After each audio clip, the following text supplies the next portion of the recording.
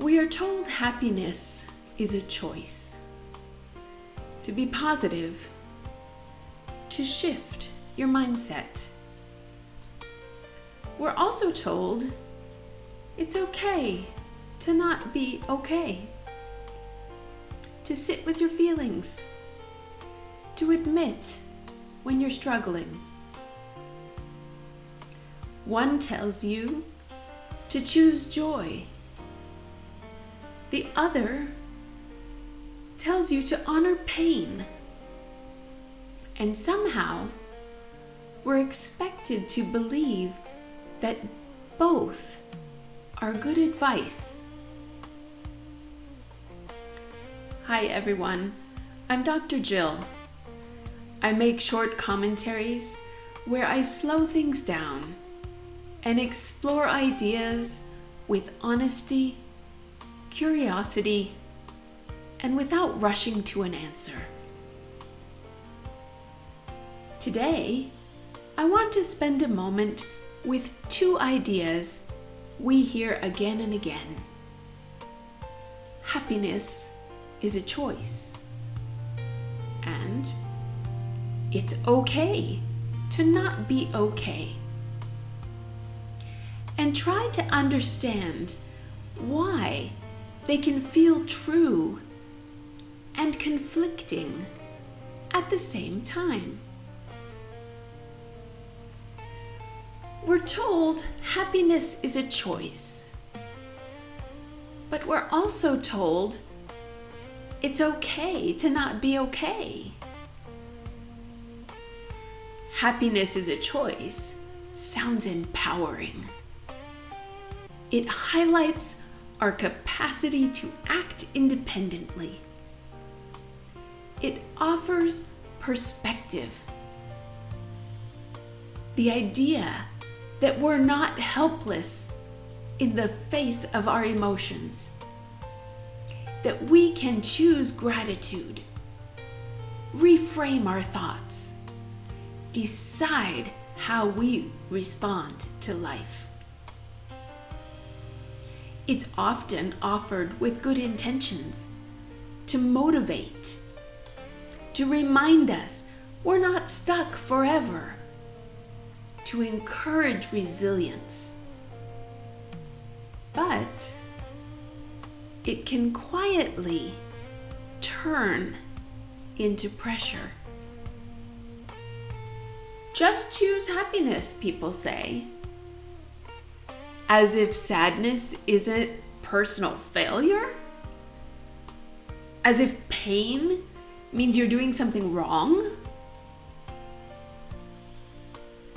Then we hear the other message. It's okay to not be okay. This one feels softer, more compassionate. It gives permission to feel what you feel, to acknowledge grief, anxiety, burnout, disappointment, without immediately trying to fix it. It reminds us that struggle is part of being human. That emotions aren't problems to solve, but signals to listen to. And both messages carry truth. But together, they create a quiet contradiction. Because if you cling too tightly to happiness is a choice, you might invalidate your own pain. You might rush yourself through emotions that actually need time and care. You might turn suffering into self-criticism. Why can't I just be happier?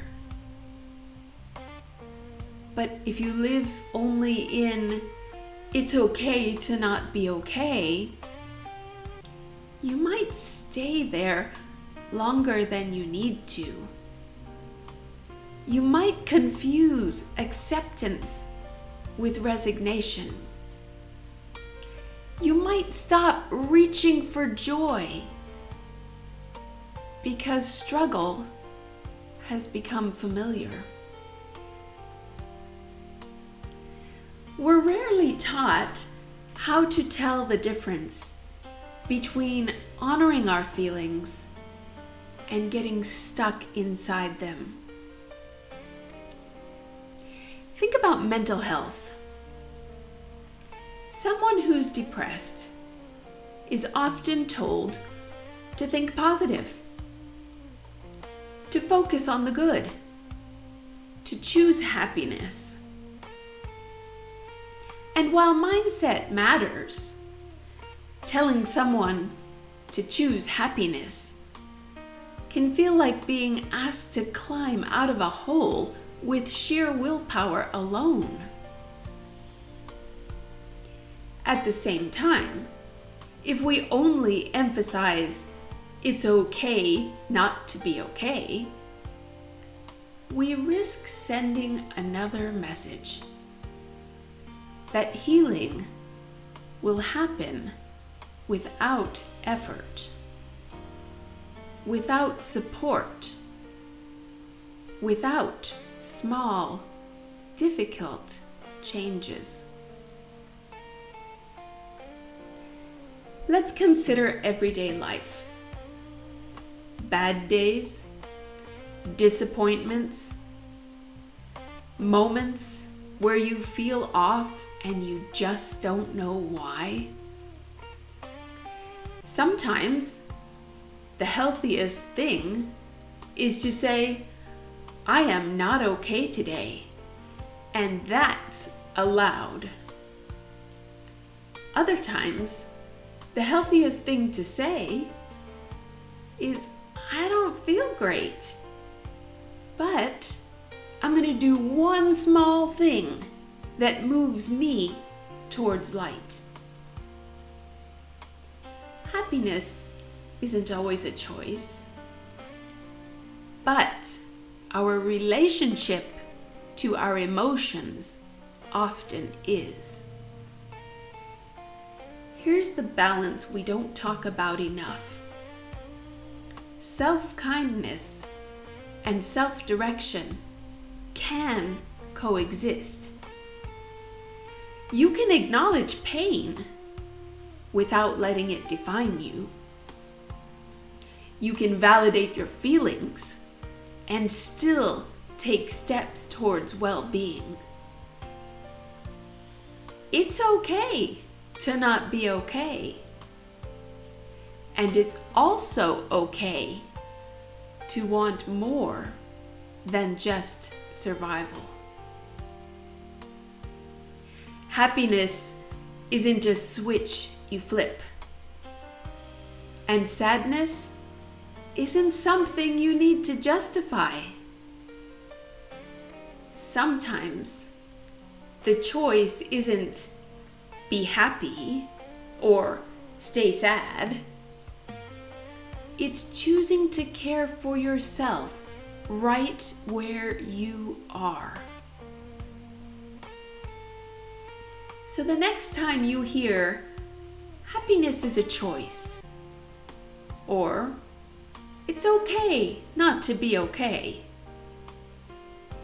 maybe the real question isn't which one is right, but what do you need in this moment?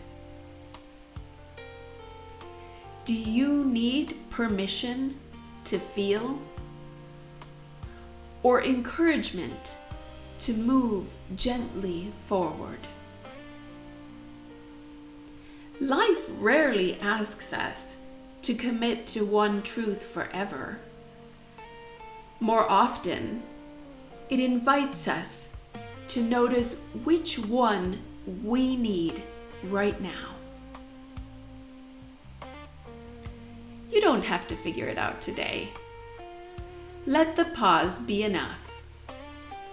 Will it explore another pair of ideas next time. Thank you for being here, and have a wonderful rest of your day.